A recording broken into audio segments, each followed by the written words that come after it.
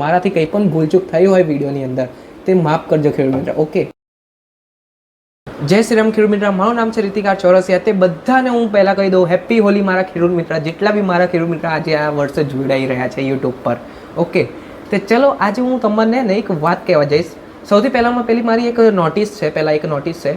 બિયારણમાંના બધા ઘણા ખેડૂત મિત્રના કોલ તો આવે છે ઇન્ક્વાયરી માટે, બટ પહેલાં હું એક વાત કહી દઉં, જેટલા બી ખેડૂત મિત્ર મને કોલ કરો છો ને તે તમે ઇન્ક્વાયરી લો છો ના નથી, બટ બિયારણ હું તમને કહી દઉં, બિયારણનો ટાઈમ 5મા મહિનાના કે 6ઠ્ઠા મહિનાથી એક્ઝેક્ટલી સ્ટાર્ટિંગ થશે બુકિંગનું. તમે અગર નવા છો તો પ્લીઝ લાઇક કરજો, સબસ્ક્રાઈબ કરજો, અને જૂના બી હો તો પ્લીઝ દરરોજ મારી વિડીયો આવે છે, દરરોજ અપડેટ થતી રહેશે. તે શું તમને ખબર પડી જશે ક્યારે બિયારણનું સ્ટાર્ટિંગ થયું છે. તમે આ વર્ષે જેટલા બી મારા ખેડૂત મિત્ર રહ્યા ને કોઈને બી હું નિરાશ નહીં કરું. પહેલાં છેલ્લી વાત ખેડૂત મિત્ર, બિયારણ આલવામાં બધાને હું બિયારણ આલવાની સગવડ કરીશ, બધાને જેટલા બી મારા ખેડૂત મિત્ર જોડાઈ રહ્યા છે. ઓકે ખેડૂત મિત્ર, તે ચલો હું તમને મેઇન વાત કરું આજે મીઠી લીમડીની અંદર, કે આ મીઠી લીમડીની શરૂઆત અમારા મતલબ ફેમિલીમાંથી કોને કરેલી. ઓકે ખેડૂત મિત્ર, ચલો સૌથી પહેલાં મારું સ્ટાર્ટઅપ કહું. ઓકે, જે કે મારા સૂરજ બલી દાદા જે આજે નથી, બટ મારા દાદાએ લીમડી સ્ટાર્ટ કરેલી સાલ 1980ના ટાઈમે. ઓકે ખેડૂત મિત્ર, એ ટાઈમે મારા દાદા દેશી લીમડીનું મતલબ બિઝનેસ કરતા હતા, દેશી લીમડીનું, અને પ્લસ એ ટાઈમે દેશી જ લીમડી ચાલતી હતી. આ મીઠી લીમડી સેજ જે નથી આવેલી. પહેલાં છેલ્લી વાત કહી દઉં, મારા બાપુ જે રહ્યા ને મને આજે બી કહે છે, બેટા આપણી જે આ મીઠી લીમડી રહી ને એ તો સારી છે, બટ માર્કેટની અંદર હવે જે માલ જાય ને તે આપણે એ જ હવે કરાવવું પડે છે. એટલે ખેડૂત મિત્ર જેટલા બી મારા ખેડૂત મિત્ર કોલ કરે છે ને મને એક જ સવાલ પૂછે છે, લીમડી તો આપણે ચાલે ને દેશી લીમડી, બટ દેશી લીમડી નહીં ચાલતી મારા ખેડૂત મિત્ર. દેશી લીમડી હવે બંધ થઈ ગઈ છે 2001ના ટાઈમથી જ. અને 1980ની વાત કરું, મારા દાદાએ આ સ્ટાર્ટઅપ કર્યું, અને મુંબઈ છે, સુરત છે, અમદાવાદ છે, વડોદરા છે. 1980ના ટાઈમની વાત કરું છું હા ખેડૂત મિત્ર, 1980ના ટાઈમે. ત્યારે મારા દાદાએ ને દરરોજના 400 બોરી આનંદ રેલવે સ્ટેશનમાં, અગર જે બી મારા ખેડૂત મિત્ર જૂના હશે ને, અગર આનંદથી જોતા હશે તો તમને કદાચ ખબર હશે, આનંદ રેલવે સ્ટેશનમાં પાર્સલ ઓફિસમાં દરરોજ લીમડીની બોરીઓ હશે. એ જે હશે ને એ અમારી જ હતી. ઓકે ખેડૂત મિત્ર, એની પછી મારા પપ્પાએ આ બિઝનેસ હેન્ડલ કર્યું. દાદા મારા પછી પપ્પાએ સ્ટાર્ટઅપ કર્યું આ બિઝનેસ દેશી લીમડીનું જ. હજુ દેશી લીમડીની જ વાત કરું છું. ઓકે, અને દેશી લીમડી જેવું એમને કર્યું, અને પછી અને ધીમે ધીમે અમારા જોડે પૈસા બી થયા એ ટાઈમે. અને મારા બાપુએ પછી દુકાન લીધેલી ગણેશ ચોકડીમાં, એક્ઝેક્ટલી ગણેશ ચોકડી, અનાજ કરિયાણાનું ખોલેલું. હવે ત્યાં બી બહુ સરસ ચાલતો હતો બિઝનેસ, અને લીમડીની બી અમારું માર્કેટ એકદમ એક નંબર હતું, A1 ગ્રેડમાં. તે બાપુએ કીધું હવે બે બાજુ તો ના રહી શકે ને, બાપુના હેન્ડલ ના થયું. તે બાપુએ લીમડીનો બિઝનેસ બંધ કરીને અને મીઠી મતલબ જો ખેડૂત મિત્ર હું અત્યારે પહેલાં વાત કહી દઉં, કોઈ બી ખેડૂત મિત્ર એવી રીતે નિરાશ ના થશો કે મીઠી લીમડીનો અમે હવે બીજી વાર બિઝનેસ બંધ કરીશું. નહીં ખેડૂત મિત્ર, હવે મીઠી લીમડીનો બિઝનેસ તો સહેજે નહીં બંધ થાય. હવે અમારી મીઠી લીમડી જે રહીને ક્યારે બી બંધ નહીં થવા દઉં આ માર્કેટ. હવે હું જ સંભાળવાનો છું આની પછી થોડાક વર્ષો પછી. અને જે પછી એને બિઝનેસ થયો અનાજ કરિયાણાની દુકાનમાં, તે પછી મારા પપ્પાએ ને મીઠી લીમડીનું મતલબ ત્યારે દેશી લીમડીનું વાઇન્ડ અપ કરી નાખેલું. અને એની પછી પપ્પાએ દુકાનમાં બેસવા લાગી ગયા. 2001થી લઈને 2001માં મારા પપ્પાએ એક નાપાડમાં પ્રકાશભાઈ પટેલ કરીને હતા, જે કે ફુવારો ચાલુ કરવા આવતા હતા ગણેશ ચોકડી ઉપર. ત્યારે પપ્પાએ એમને પૂછ્યું તમારી જમીન છે? તે પ્રકાશભાઈ કહેતા હતા હા મારી જમીન છે. તે પછી મારા પપ્પાએ કીધું લાવ એકવાર આ જે માર્કેટમાં અત્યારે નવી જાતની લીમડી પડી છે, પ્રખ્યાત થઈ છે મીઠી લીમડી, લાવ એને અહીં આપણે રોપીને જોઈએ ગુજરાતની અંદર એ બિયારણ સક્સેસ જાય છે કે નહીં જતું. તે 2001માં એમને રોપેલી, અને અમે પછી નહોતા લેતા હતા એ માલે, અમે નહોતું લીધું ખેડૂત મિત્ર, બટ એ પ્રકાશભાઈ રહ્યા ને એ જાતે વેચતા હતા. મતલબ એમના ખેતરમાં જ આવતા હતા બધા લોકલ વેપારી બાયરો. હું નહીં કહેતો ખેડૂત મિત્ર બધા આના બહુ જ છે બાયર, અગર અમે નહીં રહીએ ને તો બીજા ઘણા આવશે તમારી જોડે બાયરો લેવા. બટ હું તમને વાત કહું છું, આ મીઠી લીમડી જે રહી ને ત્યારથી 2001થી આ ચાલુ થઈ, અને મારા બાપુએ બિઝનેસ વાઇન્ડ અપ કરી દીધું. એની પછી 2016માં મારા બાપુએ બીજી વાર આ સ્ટાર્ટ કર્યું મીઠી લીમડીની અંદર. એની પછી મીઠી લીમડીની અંદર સ્ટાર્ટ કર્યું ને એની પછી ધીમે ધીમે દર વર્ષે વધતું ગયું.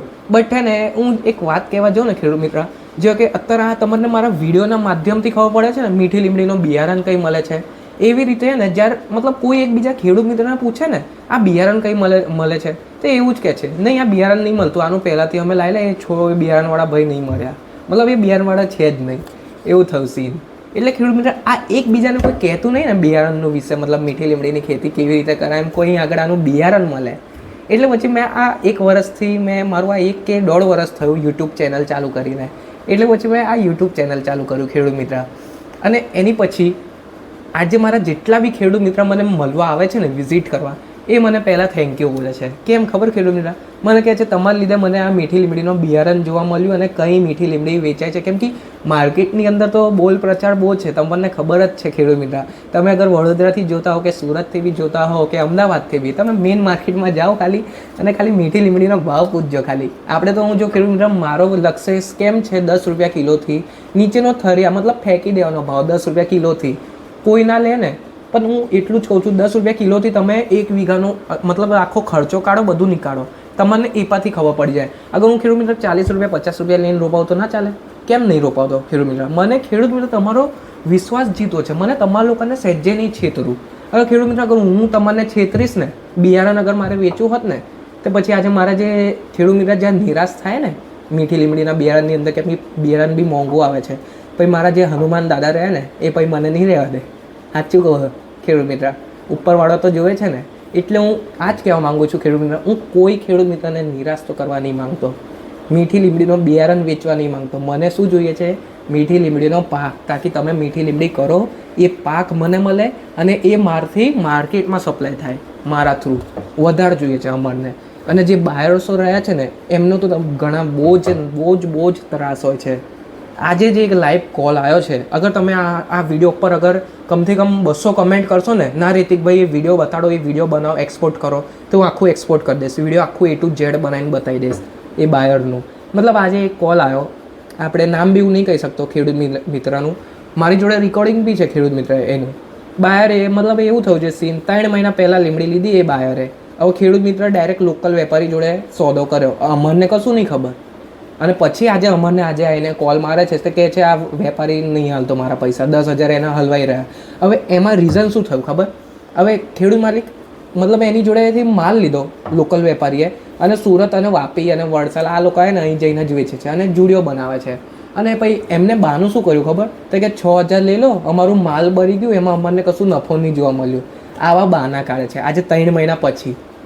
એટલે ખેડૂત મિત્ર હું એક જ વાત કહીશ, અગર અમે તમારા ખેતરથી અગર માલ લઈ જઈએ ને, એક આઈસર ભરીને બી, ચાહે અગર આઈસર અમારી મતલબ વચ્ચે મતલબ ભલે કે માલ બગડી ગયો હોય કે ભરી ગયો હોય, કેમ કે જ્યારે મીઠી લીમડીને અમે પેક કરીએ ને બોરામાં 80 કિલોમાં, તો બહુ જ ગરમી થાય, એને આખું પલાળવું પડે, એની પછી એને અમે આગળ મોકલી શકીએ. ના પલાળીએ ને લગન અંદર આખું ભરી જાય માલ, પત્તા એના જે આટલા મોટા મોટા હોય છે ને, એ આખું માર્કેટમાં જોવું મળવું જોઈએ, નકર એ ભરી જાય, આખા ચીમડાઈ જાય. આ મીઠી લીમડી એવી છે ખેતી.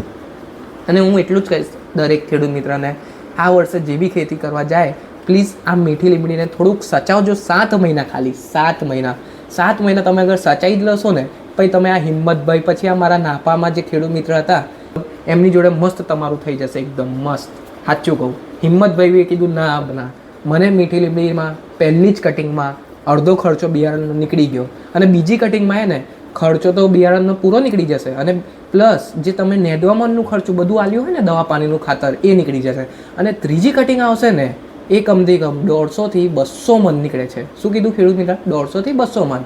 હવે એક જવાબ આલું છું તમને બીજું, જ્યારે પહેલી કટિંગ આવે છે ને, કેમ પહેલી કટિંગમાં એક જ લાકડી હોય છે, જ્યારે બિયારણ ઉગે તે એક જ લાકડી હોય, અને જ્યારે બીજી કટિંગ આવે ને ત્યારે ઉનાળો આવી જાય છે, બીજા મહિનામાં કપાવાનું થાય છે આનું, તે ઉનાળો આવી જાય છે ને, તે શું બીજી 2 ડાળખીઓ હજુ ફૂટે છે એ જ એક લાકડીમાંથી બીજી કટિંગમાં, તે વજન શું વધારે વધી જાય છે, ગ્રોથ વધારે વધી જાય. પહેલી કટિંગમાં તમારે 35 થી 30 મણ રાખવાનું અંદાજો, અને બીજી કટિંગમાં હે ને 100 થી મતલબ 80 મણનો અંદાજો રાખવાનો, અને ત્રીજી કટિંગનો તો પછી 150 થી 200 ચાલશે, જેવી તમારી ખેતી, જેવું તમારું દેખભાલ. હું તો એટલું જ કહું છું ખેડૂત મિત્ર, અગર તમે જેટલી ખેતી સરસ રાખો અને જેટલું એને ઓર્ગેનિક કરો ને, મતલબ ઓર્ગેનિક, બધું દવાઓ ના મારો કે છાશ ને, જે આપણે ખાટી છાશ તો મળતી જ હોય છે આપણા ખેડૂત મિત્ર, એ છાશ અગર પાણીમાં એકવાર જવા દો ને, એટલી સારી ખેતી થાય ને ખેડૂત મિત્ર, એટલું વજન ઉતરે ને, બહુ મસ્ત થાય આ ખેતી મીઠી લીમડીની.